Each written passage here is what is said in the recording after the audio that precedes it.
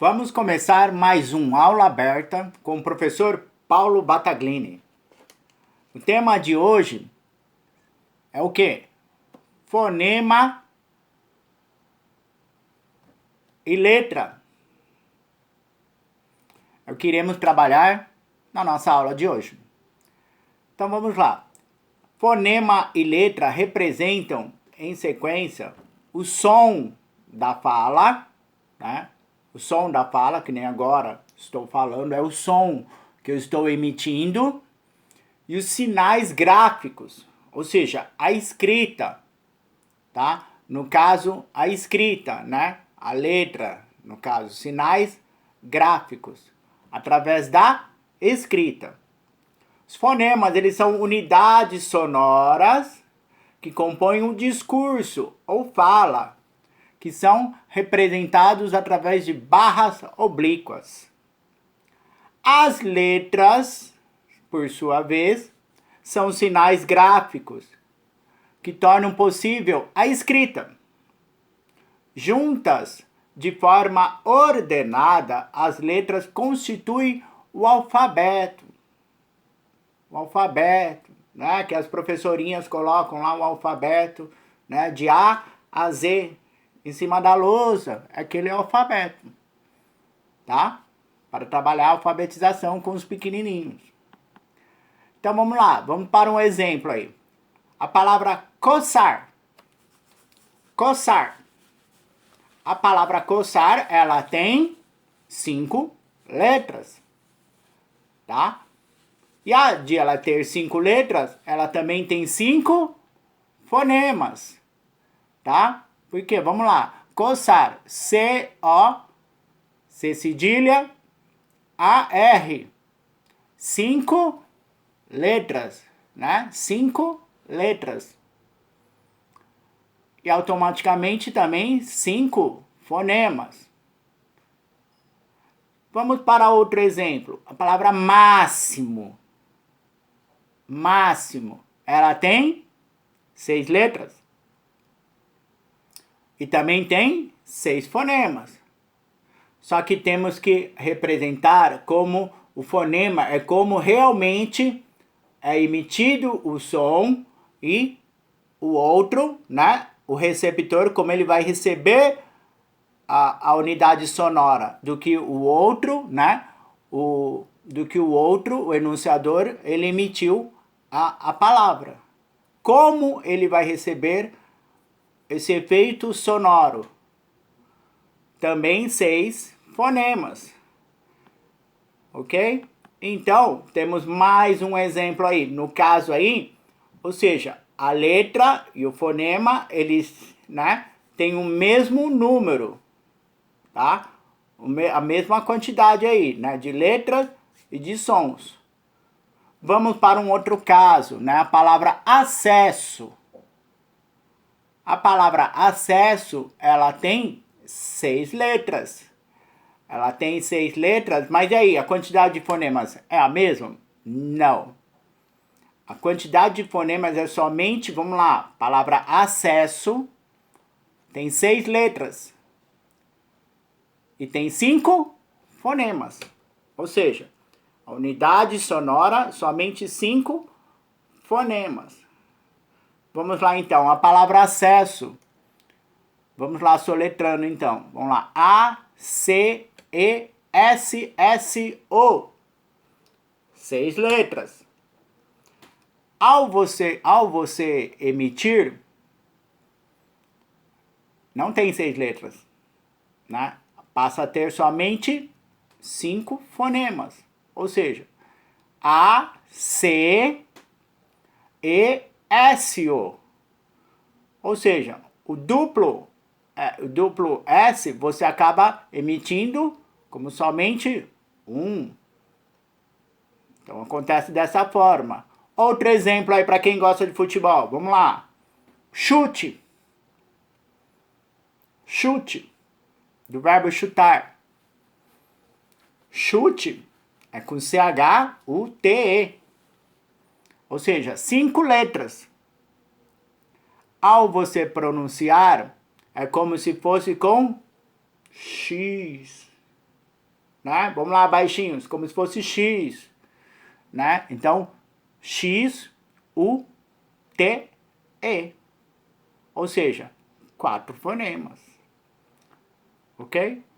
Vamos então para a classificação dos fonemas. As classificações dos fonemas, elas remetem ao quê? As vogais, consoantes e semivogais. Vogais, né? Lembram das vogais? A, E, I, O, U, né? Vamos lá, vamos voltar, né? Vamos voltar, né? Pro tempo que éramos pequenininhos. As consoantes, né? Vamos lá, tá lá o alfabeto lá em cima da luz, né? As professorinhas colocam lá o alfabeto. Tirou as vogais, sobram o quê? As consoantes, né? E as semivogais, né?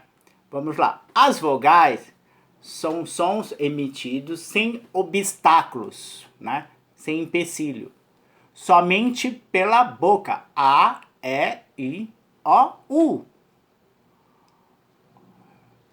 Ou pela boca, né? Ou pelas fossas nasais. Ou seja, vamos lá, vamos trabalhar um pouco fonologia. Dá impressão, né? Fossas nasais. O que seria nasal? Né? Pelo nariz, dá a impressão que você está falando pelo nariz. Dá a impressão que está sendo emitido o efeito sonoro nasal. Tá? Então, an, em, in, an, né? Então, como se tivesse o tio, né? Então, o efeito sonoro, ele acaba sendo modificado, tá? Então, vamos lá, temos aí o exemplo, né? Pia, cesto, sonho, susto, untar. Então, são palavras aí com vogais, tá? Ou seja, untar, a, pia, ia, né? E aí você percebe que no pia temos aí, no caso, uma vogal juntamente de uma semivogal. As consoantes, na parte sonora, as consoantes, elas encontram obstáculos. Então, estão percebendo a oposição, né? Referente a vogais, ela não encontra oposição, não encontra obstáculo. Já as consoantes, sim, encontram obstáculos na sua passagem pela boca, ou seja, ao enunciar. Por isso elas precisam estar acompanhadas do quê? Das vogais. Ou seja, significa o quê? Que a vogal, muitas vezes, ela pode estar sozinha. Só que a consoante, não. A consoante, ela é dependente de, no mínimo, uma vogal. Prof, mas sempre, tá? Não vai ter nenhuma consoante, né? Uma exceção de uma consoante que ela vai poder ficar sozinha, né? Ser independente? Não, tá? A vogal, sim. A vogal, muitas vezes, ela vai poder estar sozinha, sem necessidade de uma consoante. Já a consoante, não. A consoante necessita de, no mínimo, uma vogal. Ok? Então, vamos lá. Deduzir, falar, redigir. Então, significa o quê? Ó, deduzir, né? Deduzir. Vamos lá. O D, o E. O D, o U. Z e R. Perceba que é sempre o quê? Olha lá. D, consoante, mais o E, vogal. D, consoante, mais o Z, com o I e o R. Ali percebe que tem um I entre os dois ali, formando então a dependência da vogal. Ok? Temos também aí as semivogais, né? As semivogais, ou seja, são fonemas, né? Fonemas que aparecem juntos de uma vogal. formando uma sílaba. É importante dizer, enquanto as vogais são essenciais na formação das sílabas, as semivogais não, mas a vogal sim. Vamos lá, exemplo. Mal, rei, venceu.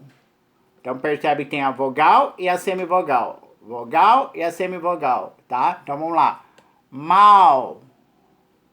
A vogal aí, o A, acompanhado do U. Rei, o E, acompanhado do I. Venceu, o E, acompanhado do U. O U é semivogal. No rei, o I, semivogal. Ok? Então vamos lá. Como seria isso, né? Ao enunciar, você percebe que tem lá a vogal, né? Chamariz lá. E depois vem acompanhada de uma outra para completar. Ou seja, a principal e a acompanhante. Ok? Vamos lá. Tudo bem até aí, pessoal? Então, trabalhamos um pouco aí, então, referente à letra e fonemas, tá? Por hoje é só.